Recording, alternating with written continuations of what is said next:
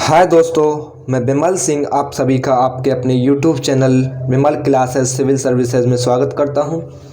तो दोस्तों, आज के इस वीडियो लेक्चर में हम बात करने वाले हैं कक्षा 6 के इतिहास के अध्याय 7 के बारे में, जिसका नाम है अशोक एक अनोखा सम्राट जिसने युद्ध का त्याग किया। अशोक एक अनोखा सम्राट जिसने युद्ध का त्याग किया, यानी कि अशोक ऐसा सम्राट था मौर्य साम्राज्य का जिसने युद्ध का त्याग किया था।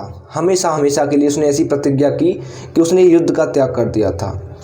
तो इससे पहले 6 अध्याय पहले से अपलोड हैं, जिन्हें आप जाकर के प्लेलिस्ट में जाकर के देख सकते हो। तो फ्रेंड्स, मैं रिक्वेस्ट करना चाहूँगा, आपने अभी तक चैनल को सब्सक्राइब नहीं किया है तो प्लीज़ चैनल को सब्सक्राइब करके बेल आइकन को भी प्रेस कर लें, जिससे आने वाले सभी वीडियोस के अपडेट आपको मिलते रहें। डिस्क्रिप्शन बॉक्स में हमारे व्हाट्सएप ग्रुप का लिंक है, वहां से आप उसे ज्वाइन कर सकते हो। वहीं हमारे एप्लीकेशन का भी लिंक अवेलेबल है, जहां से आप उसमें रजिस्टर कर सकते हो। तो चलिए देखते हैं। इसमें उत्पत्ति हुई मौर्य साम्राज्य की, मौर्य वंश की। तो मगध साम्राज्य के उदय, यानी कि जो मौर्य साम्राज्य की उत्पत्ति हुई, तो वो जो थी वो चंद्रगुप्त मौर्य ने नंद वंश के अंतिम शासक धनानंद को हराकर मौर्य वंश की स्थापना 322 ईसा पूर्व में की थी। सिकंदर के लौट जाने पर उसकी अकाल मृत्यु के कारण पंजाब में फैली अराजकता का चंद्रगुप्त ने लाभ उठाया था और अपने सुयोग्य परामर्शदाता, जो उसका मंत्री था चाणक्य, उसकी सहायता से वह पंजाब का सम्राट बन गया। उसके बाद तक्षशिला धनुर्विद्या तथा वैदक की शिक्षा के लिए पूरे विश्व में प्रसिद्ध था। चंद्रगुप्त मौर्य ने अपनी सैनिक शिक्षा यहीं पर ग्रहण की थी। तो कौशल के राजा प्रसेनजीत, मगध का राजवैद्य जीवक, सुप्रसिद्ध राजनीतिक वैद्य चाणक्य, बौद्ध विद्वान वसुबंधु आदि ने यही शिक्षा प्राप्त की थी। तो देखिए, बताया गया है मौर्य वंश की स्थापना 2300 वर्ष पूर्व चंद्रगुप्त मौर्य ने चाणक्य की सहायता से की थी। और चाणक्य ने अपने विचार जो हैं वो अर्थशास्त्र नामक किताब में लिखे हैं। तो चाणक्य की किताब है या पुस्तक है अर्थशास्त्र, उसमें उसने अपने विचार लिखे, जो कि मौर्य काल के इतिहास को जानने के लिए सबसे महत्वपूर्ण स्रोत माना जाता है। और ब्राह्मण साहित्य चंद्रगुप्त मौर्य को शूद्र कुल का और जैन एवं बौद्ध साहित्य उसे क्षत्रिय कुल का मानते थे। यानी कि जो ब्राह्मण साहित्य हैं वो चंद्रगुप्त मौर्य को शूद्र कुल का मानते थे, और जो जैन और बौद्ध साहित्य हैं वो उसे क्षत्रिय कुल का मानते थे। और इस वंश में 3 महत्वपूर्ण शासक हुए। नंबर 1 चंद्रगुप्त मौर्य, उसका फिर पुत्र बिंदुसार का पुत्र सम्राट अशोक। तो साम्राज्य की राजधानी पाटलिपुत्र थी, और इसके अन्य महत्वपूर्ण जो है नगर तक्षशिला, जो कि उत्तर पश्चिम तथा मध्य एशिया के लिए आने जाने का मार्ग है, और उज्जैन, जो कि उत्तर भारत से दक्षिणी भारत जाने के रास्ते में पड़ता है, ये मुख्य थे। तो देखिए, मौर्य साम्राज्य का प्रशासन, उससे पहले मैं आपको बिंदुसार के बारे में बताऊंगा। बिंदुसार ने शासन किया था 298 ईसा पूर्व से लेकर के 272 ईसा पूर्व तक, जो कि चंद्रगुप्त मौर्य का दूसरा पुत्र चंद्रगुप्त मौर्य का पुत्र था बिंदुसार, जो कि 298 ईसा पूर्व में गद्दी पर बैठा। और यूनानी लेखक बिंदुसार को अमित्रोकेट्स या अमित्रघात के नाम से पुकारते थे या जानते थे। तो बिंदुसार के समय तक्षशिला में विद्रोह हुआ था, और तक्षशिला विद्रोह दबाने के लिए अशोक और सुसीम को भेजा गया था। तब जाकर के बिंदुसार के दरबार में यूनानी राजपूत डाइकेमस आया था, और बिंदुसार ने सीरिया के राजा एंटियोकस से मदिरा, सूखे अंजीर और एक दार्शनिक मांगा था। एंटियोकस ने दार्शनिक यूनानी कानून में इसकी अनुमति नहीं थी, तो भेजने से मना कर दिया था। अब बिंदुसार आजीवक संप्रदाय का अनुयायी हो गया था। ठीक है। उसके बाद मौर्य साम्राज्य का प्रशासन देखिए। तो साम्राज्य बहुत ही बड़ा था, इसलिए कई प्रांतों में इसको बांट दिया गया था, जैसे उज्जैन है, तक्षशिला है इत्यादि। साम्राज्य काफ़ी बड़े होने के कारण इनको प्रांतों में बांट दिया गया था, जैसे उज्जैन और तक्षशिला के रूप में। इन प्रांतों का गवर्नर राजकुमार को बनाया जाता था, जिस पर केंद्र का नियंत्रण होता था, और इनके बीच में पड़ने वाले विस्तृत क्षेत्रों को केवल मार्गों एवं नदियों पर नियंत्रण रखा जाता था। यहाँ पर कर वसूलने के लिए अधिकारी हुआ करते थे, जो कि संदेशवाहक थे, जो राजा को सारी खबरें पहुंचाते थे, तथा राजा के जासूस पूरे प्रांत में फैले हुए थे, जो कि अधिकारियों के कार्यकलापों पर नजर भी रखा करते थे। और जहां से नियमित कर नहीं मिलता था वहां से नजराना लिया जाता था। नजराना अनियत होता था और विविध पदार्थों के रूप में लिया जाता था, और प्राय लोग इसे स्वेच्छा से दिया भी करते थे।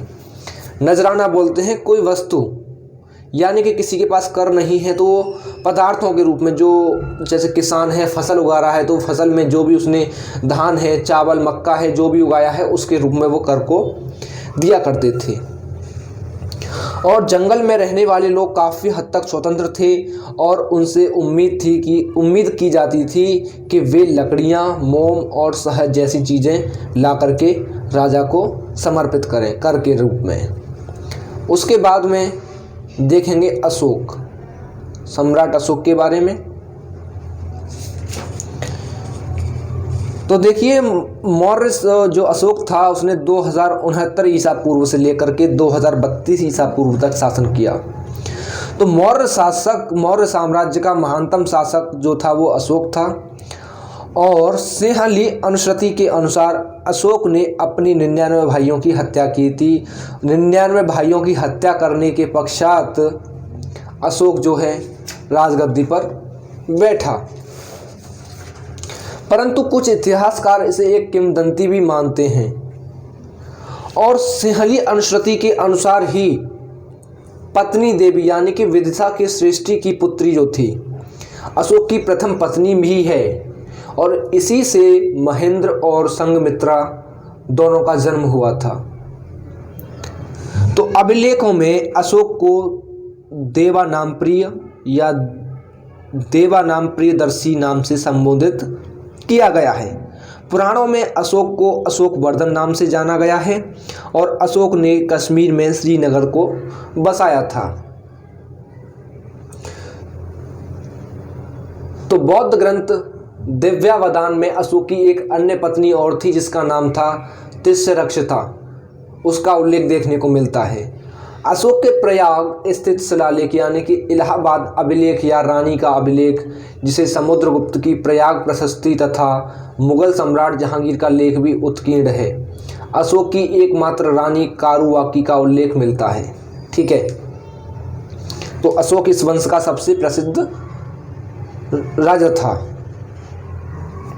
और अशोक ने अपने शासन के 8वें वर्ष में कलिंग पर जो है वो आक्रमण कर दिया था। अशोक ने अपने शासन के 8वें वर्ष में कलिंग पर आक्रमण कर दिया था, जो कि 200 और कलिंग युद्ध के खून खराबे को देख करके अशोक ने फैसला किया कि वो भविष्य में कभी भी युद्ध नहीं करेगा। तो मैं कलिंग के युद्ध के बारे में आपको बताऊंगा कि उस समय 261 ईसा पूर्व में नंदराज शासक था वहाँ का, और जो कि हाथियों के लिए बहुत ही प्रसिद्ध था। और अशोक के 13वें शिलालेख से हमें पता चलता है कि अशोक ने 261 ईसा पूर्व में कलिंग पर विजय प्राप्त की थी। कलिंग की राजधानी तोसली थी, और अशोक ने नेपाल में ललितपत्तन नगर को बसाया था उसी समय। तो अशोक चक्र धर्म चक्र का वर्णन करता है, जिसमें 24 तीलियाँ मानी जाती हैं। इसे अशोक चक्र कहते हैं क्योंकि लॉयन कैपिटल सारनाथ सहित सम्राट अशोक द्वारा जारी अशोक के फरमानों पर चक्र उत्कीर्ण किया गया था। कलिंग युद्ध के बाद अशोक ने भेरी घोष त्याग कर धम्म घोष अपनाया था, और अशोक की कर नीति की जानकारी रूमिनदेई अभिलेख से मिलती है। बौद्ध धर्म अपनाने से पहले यह भगवान शिव की पूजा किया करता था, और अशोक को उपगुप्त ने बौद्ध धर्म में दीक्षित किया है। 12 बार पहाड़ी पर आजीविकों के लिए अशोक ने कर्ण, चौपार, सुदामा एवं विश्व झोंपड़ी गुफाओं का निर्माण भी करवाया था। और अशोक की एक अन्य पत्नी थी नाग देवी, जिससे पुत्र और पुत्री महेंद्र और संघमित्रा का जन्म हुआ था। मैं बता चुका हूँ इसको अभी आपको, जो कि विदिशा के श्रेष्ठी की पुत्री थी। तो देखिए, अशोक की शिक्षाएं धम्म के नाम से जानी जाती हैं। अशोक की शिक्षाएं धम्म के नाम से जानी जाती हैं और अशोक के धम्म में किसी ईश्वर की पूजा या किसी कर्मकांड की जरूरत नहीं थी। अशोक ने किसी पिता की तरह ही अपनी प्रजा को अपने बच्चों की तरह अच्छे व्यवहार की शिक्षा देने का प्रयास किया। एक संतान की भांति, एक संतान के जैसे प्रेम पिता की देख रेख में मिलता है, उसी प्रकार राजा अशोक ने, सम्राट अशोक ने अपनी प्रजा को वो सब दिया। अशोक के मन में समाज में उपस्थित समस्याओं के साथ संवेदना थी। उन्हीं समस्याओं का समाधान उसके धम्म में था।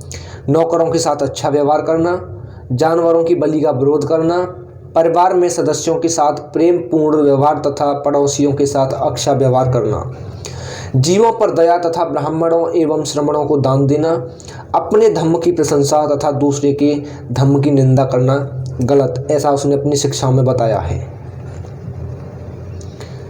आगे देखिए, अशोक ने धम्म महामात्र नामक अधिकारियों की नियुक्ति की थी, जो उसके साम्राज्य में घूम घूम कर धम्म का प्रचार किया करते थे। और अशोक ने अपने संदेश शिलाओं के माध्यम से भी दिए और इसके लिए उसने अपने पूरे साम्राज्य में शिलालेख और स्तंभ लेख लगवाए थे। अशोक के अभिलेख प्राप्त हुए हैं जो कि ब्राह्मी लिपि में लिखे हुए हैं। अशोक के पुत्र का नाम महेंद्र और पुत्री का नाम संघमित्रा था, जो कि नाग देवी उसकी पत्नी थी, जिनसे उनका जन्म हुआ था। अन्यत्र में देखिए, मौर्य साम्राज्य के उभरने से थोड़ा पहले, लगभग 24 वर्ष पहले, चीन में सम्राटों ने चीन की दीवार का निर्माण शुरू कर दिया था और इसे बनाने का उद्देश्य उत्तरी सीमा की पशुपालक लोगों से रक्षा करना था। अगले 2000 वर्षों तक इसका निर्माण कार्य चलता रहा और चीन की दीवार की लंबाई लगभग 6400 किलोमीटर लंबी मानी जाती है। कितनी मानी जाती है? 6400 किलोमीटर। और चीन दीवार के हर 100-200 मीटर की दूरी पर निगरानी के लिए बुर्ज बना दिए गए थे, जिससे कि उसकी पूरी तरह से सुरक्षा की जा सके। तो यहीं पे मौर्य साम्राज्य का पतन हुआ था। देखो, तो मौर्य साम्राज्य के पतन के कारण के विषय में कुछ इतिहासकारों ने कारण बताए हैं पतन के। उनमें से एक इतिहासकार डी.डी. कौशाम्बी, जिसने पतन का कारण बताया था कि आर्थिक कारण था, संकटग्रस्त अर्थव्यवस्था थी। उसी में एक और इतिहासकार हुए हरप्रसाद शास्त्री, जिन्होंने बताया कि धार्मिक नीति यानी कि ब्राह्मण विरोधी नीति के कारण इसका पतन हुआ। एक इतिहासकार थे हेमचंद्र राय चौधरी, उन्होंने बताया कि अहिंसक एवं शांति प्रिय नीति थी, इसलिए इसका पतन हुआ। और डी.एन. जेहर के द्वारा कमजोर उत्तराधिकारी होने का कारण बताया गया है। और रोमिला थापर ने बताया है कि केंद्रीय प्रशासन और अधिकारी तंत्र का प्रशिक्षित होना, ये इनका मुख्य कारण बताया है इन इतिहासकारों ने, कि इस कारण से मौर्य साम्राज्य का पतन हुआ था। तो फ्रेंड्स, ये आपका 7वां अध्याय कंप्लीट हुआ। आई होप समझ में आया होगा। अगर दोस्तों, अगर आपको वीडियो पसंद आया हो तो वीडियो को लाइक करें, शेयर करें और कमेंट करना ना भूलें। कमेंट करें, आप हमें बताएं कैसा लगा। जल्दी से ही हम एनसीईआरटी को कवर कर लेंगे। आपके इसमें 3 अध्याय और शेष बचते हैं, 4 अध्याय और शेष बचते हैं, वो भी हम जल्दी से कवर करेंगे। उसको कवर करते ही हम ज्योग्राफी पे आ जाएंगे। ज्योग्राफी के हम 2 चैप्टर अपलोड कर चुके हैं, जो कि प्लेलिस्ट में पहले से अपलोड हैं, वहाँ जाकर आप उनको देख सकते हो। तो मैं रिक्वेस्ट करना चाहूँगा, आपने अभी तक चैनल को सब्सक्राइब नहीं किया है तो प्लीज़ चैनल को सब्सक्राइब करके बेल आइकन को भी प्रेस कर लें, जिससे आने वाले सभी वीडियोज़ के अपडेट आपको मिलते रहें। डिस्क्रिप्शन बॉक्स में जाइए, वहाँ पे आपको व्हाट्सएप ग्रुप का लिंक मिलेगा। वहीं उसी के साथ हमारे एप्लीकेशन का भी लिंक भी अवेलेबल है, जहाँ आप दोनों में ज्वाइन कर सकते हो। आज के लिए इतना ही, धन्यवाद। मिलते हैं अगली वीडियो में।